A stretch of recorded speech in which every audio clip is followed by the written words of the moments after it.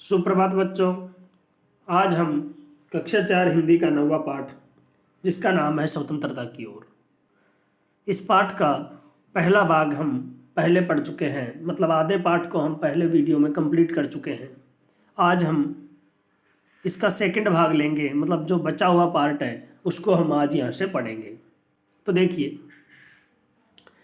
अब तक हमने पढ़ा था कि वो धनी गांधी जी दांडी यात्रा पर जा रहे थे, तो उसके बारे में वो अलग अलग लोगों से चर्चा कर रहे हैं। और वो अभी बिंदा चाचा के साथ उनकी चर्चा चल रही थी। बिंदा चाचा ने कहा कि वो लोग दांडी यात्रा पर जाएंगे, वहाँ जाकर नमक बनाएंगे।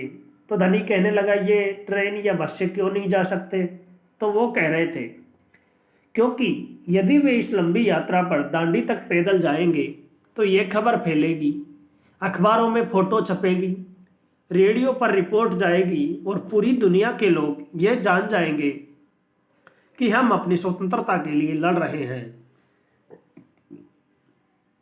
और ब्रिटिश सरकार के लिए यह बड़ी शर्म की बात होगी। गांधी जी बड़े अक्लमंद है ना? धनी की आंखें चमकी। बिंदा ने हंसकर कहा, हाँ वह तो है ही। दोपहर को जब आश्रम में थोड़ी शांति छाई, धनी अपने पिता को ढूंढने निकला। वह एक पेड़ के नीचे बैठकर चरखा काट रहे थे। तो फिर उनको बिंदा चाचा समझाने लगे थे कि वे यदि इस लंबी यात्रा पर पैदल जाएंगे तो यह खबर चारों तरफ फैलेगी, अखबारों में फोटो आएगी, रेडियो पर हर जगह रिपोर्ट जाएगी और सारी दुनिया के लोग ये जान जाएंगे कि हम लोग अपनी स्वतंत्रता के लिए लड़ रहे हैं। और ये अंग्रेज सरकार के लिए सबसे बड़ी शर्म की बात होगी। धनी की आंखें चमकी और वो कहने लगा, गांधी जी तो बहुत बड़े अक्लमंद है। फिर बिंदा चाचा उनको समझाते, हाँ वो तो है ही। अब उसके बाद में जब दोपहर के समय आश्रम में थोड़ी शांति थी, तो धनी फिर अपने पिता को ढूंढने के लिए आश्रम में चला जाता है। जब वो पिता को देखता है तो वो उनके पिता एक पेड़ के नीचे बैठकर चरखा काट रहे थे। धनी जाकर सीधा बोलता है, पिताजी क्या आप और अम्मा दांडी यात्रा पर जा रहे हैं? धनी ने सीधे काम की बात पूछी। मैं जा रहा हूं, तुम और अम्मा यहीं रहोगे। मैं भी आपके साथ चल रहा हूं।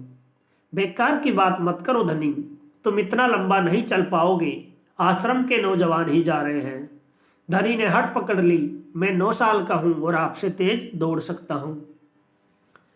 और देखिए पिताजी से वो जाते ही सीधा सवाल करता है, सीधे काम की बात पूछता है, क्या आप और अम्मा भी दांडी यात्रा पर जा रहे हो? फिर धनी के पापा उनको जवाब देते हैं कि मैं जा रहा हूं, तुम और अम्मा यही रहोगे आश्रम में। फिर धनी उनसे कहने लगा, मैं भी आपके साथ चल रहा हूं। फिर पापा उनको समझाते हैं, बेकार की बात मत करो धनी, तुम इतना लंबा नहीं चल सकते, केवल आश्रम के नौजवान लोग ही वहां पर जा रहे हैं, ऐसा धनी का पापा कहने लगे। फिर धनी तो जिद पर अड़ गया और कहने लगा, मैं तो 9 साल का हो गया हूं, मैं आपसे भी तेज दौड़ सकता हूं, वो उनके पापा से कहने लगा। अब देखिए इससे आगे धनी के पिता ने चरखा रोककर बड़े धीरज से समझाया, सिर्फ वे लोग जाएंगे जिन्हें महात्मा जी ने खुद चुना है। ठीक है, मैं उन्हीं से बात करूंगा, वह जरूर हाँ कहेंगे। धनी खड़े होकर बोला और वहां से चल दिया। गांधी जी बड़े व्यस्त रहते थे, उन्हें अकेले पकड़ पाना आसान नहीं था, पर धनी को वह समय मालूम था जब उन्हें बात सुनने का समय होगा। रोज सुबह वह आश्रम में पैदल घूमते थे। अगले दिन जैसे ही सूरज निकला, धनी बिस्तर छोड़कर गांधी जी को ढूंढने निकला। वे गौशाला में गायों को देख रहे थे। फिर वह सब्जी के बगीचे में मटर और बंद गोभी देखते हुए बिंदा से बात करने लगे। देखिए धनी इतना जब जिद करने लगा तो धनी के पिता ने चरखे को रोका और उसको बड़ी शांति से समझाया कि केवल वो लोग ही वहां पर जाएंगे दांडी यात्रा पर जिन्हें गांधी जी ने खुद चुना है। तो फिर धनी कहता है, ठीक है, तो मैं उनसे ही बात करूंगा। वो गांधी जी से बात करने के लिए अपने पापा से कहने लगे, वो तो जरूर मुझसे हाँ कह देंगे। और धनी ऐसा कहकर अपने पापा के पास से खड़ा होकर चला जाता है।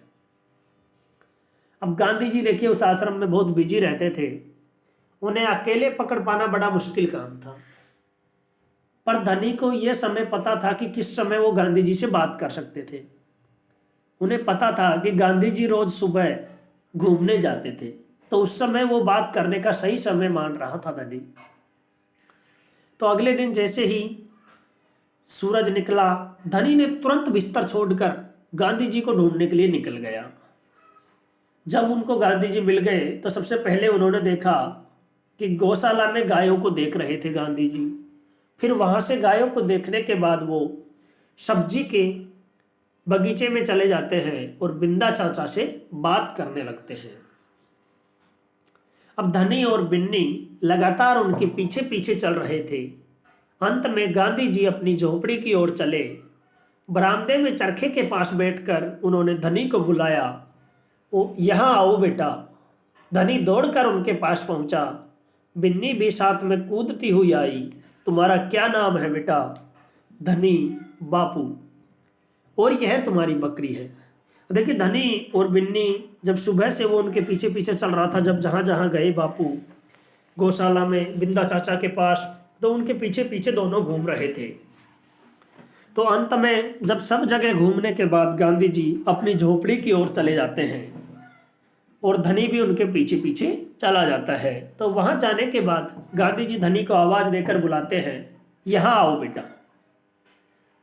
और वहां जाते ही वो उनसे पूछते हैं, तुम्हारा क्या नाम है बेटा? तो धनी बोलता है, बापू मेरा नाम धनी है। गांधी जी अगला प्रश्न करते हैं, और यह तुम्हारी बकरी है? अब देखिए, धनी कह रहा है, जी हाँ, ये मेरी दोस्त बिन्नी है, जिसका दूध आप रोज सुबह पीते हैं। धनी गर्व से मुस्कुराया, मैं इसकी देखभाल करता हूँ। बहुत अच्छा, गांधी जी ने हाथ हिलाकर कहा। अब ये बताओ धनी कि तुम और बिन्नी सुबह से मेरे पीछे क्यों घूम रहे हो? मैं आपसे कुछ पूछना चाहता था। धनी थोड़ा घबराया। क्या मैं आपके साथ दांडी चल सकता हूं? हिम्मत करके उसने कह डाला। गांधी जी मुस्कुराए, तुम अभी छोटे हो बेटा, दांडी तो बहुत दूर है, सिर्फ तुम्हारे पिता जैसे नौजवान ही मेरे साथ चल पाएंगे। जब उन्होंने पूछा कि ये तुम्हारी बकरी है, तो धनी ने कहा, जी हाँ, ये मेरी दोस्त बिन्नी है, जिसका दूध आप रोज सुबह पीते हो। और ऐसा कहकर धनी गर्व से मुस्कुराने लगा और कहता है, मैं इसकी देखभाल करता हूं। गांधी जी ने कहा, बहुत अच्छी बात है ये तो, लेकिन तुम मुझे बताइए, तुम मेरे पीछे सुबह से क्यों घूम रहे हो? धनी कहता है, मैं आपसे कुछ पूछना चाहता हूं। तो उन्होंने कहा, पूछिए। तो उसने कहा, क्या मैं आपके साथ दांडी चल सकता हूं? उसने ये बात हिम्मत करके गांधी जी से कह डाली। गांधी जी कहने लगे, तुम अभी बहुत छोटे हो, दांडी बहुत दूर है, कोई पास की जगह नहीं है, इसलिए केवल तुम्हारे पिता जैसे नौजवान ही मेरे साथ चल सकते हैं, तुम नहीं। ऐसा गांधी जी ने धनी को समझाया। अब फिर देखिए, धनी गांधी जी से कहता है, पर आप तो नौजवान नहीं है। धनी बोला, आप नहीं थक जाएंगे? मैं बहुत अच्छे से चलता हूँ, गांधी जी ने कहा। मैं भी बहुत अच्छे से चलता हूँ, धनी भी अड़ गया। अब देखिए, धनी ने तुरंत गांधी जी से सवाल किया, लेकिन आप तो नौजवान नहीं है, क्या आप नहीं थक पाएंगे? तो गांधी जी कहते हैं, मैं तो बहुत अच्छे से चलता हूँ। फिर धनी भी कहता है, मैं भी बहुत अच्छे से चलता हूँ। अब देखिए इससे आगे, हाँ ठीक बात है, कुछ सोचकर गांधी जी बोले, मगर एक समस्या है। अगर तुम मेरे साथ जाओगे तो बिन्नी को कौन देखेगा? इतना चलने के बाद मैं तो कमजोर हो जाऊंगा, इसलिए जब मैं वापस आऊंगा तो मुझे खूब सारा दूध पीना पड़ेगा, जिससे कि मेरी ताकत लौट आए। अब गांधी जी ने सोचा, ये ऐसे तो मानने वाला है नहीं है, तो उसने कुछ अलग तरीके से सोचा और फिर धनी को जवाब देने लगा कि ये तो ठीक बात है कि तुम भी चल सकते हो, लेकिन थोड़ा सोचा और कहा कि एक समस्या है, एक कठिनाई है। अगर तुम चलते हो मेरे साथ, तो अगर तुम मेरे साथ जाओगे तो तुम्हारी ये जो दोस्त है बिन्नी, इसको कौन देखेगा? और इतनी दूर जाकर आने के बाद मैं बहुत कमजोर हो जाऊंगा, तो जब मैं वापस यहाँ पर आऊँगा आश्रम में, तो मुझे बहुत सारा दूध पीना पड़ेगा, जिससे कि मेरी ताकत है वापस लौट आए। ऐसा गांधी जी वो धनी को समझाने के लिए ऐसा कह रहे थे। ये बात तो ठीक है, बिन्नी तभी खाती है जब मैं उसे खिलाता हूं। धनी ने प्यार से बिन्नी का सिर सहलाया, और सिर्फ मैं जानता हूं कि इसे क्या पसंद है। बिल्कुल सही। तो क्या तुम आश्रम में रहकर मेरे लिए बिन्नी की देखभाल करोगे? गांधी जी प्यार से बोले। जी हाँ, करूंगा। धनी बोला, बिन्नी और मैं आपका इंतजार करेंगे। जब गांधी जी ने कहा कि मैं जब वापस आऊंगा तो मुझे दूध चाहिए जिससे मेरी ताकत वापस लौट आए, तो वो कहने लगा, धनी ये बात तो बिल्कुल ठीक है। बिन्नी जब ही खाती है जब मैं उसको खिलाता हूं। तो धनी ने प्यार से बिन्नी का सिर सहलाया। ऐसी बात कहते समय उन्होंने प्यार से बिन्नी का सिर सहलाया और कहने लगा कि ये केवल मैं ही जानता हूं कि इसे क्या खाना पसंद है। फिर गांधी जी कहते हैं, बिल्कुल सही बात है बेटा। तो तुम मेरे लिए आश्रम में रहकर के बिन्नी की देखभाल करोगे? गांधी जी बड़े प्यार से धनी को समझाते हुए कहते हैं। तो धनी कहता है, जी हाँ, करूंगा। बिन्नी और मैं आपका इंतजार करेंगे। तो अंत में आखिरकार गांधी जी ने धनी को मना लिया था न जाने के लिए। अब देखिए, इसको लिखा था सुभद्रा सेन गुप्ता ने, और इसका हिंदी में जो अनुवाद किया है वो मनीषा चौधरी ने किया है। धन्यवाद सभी को।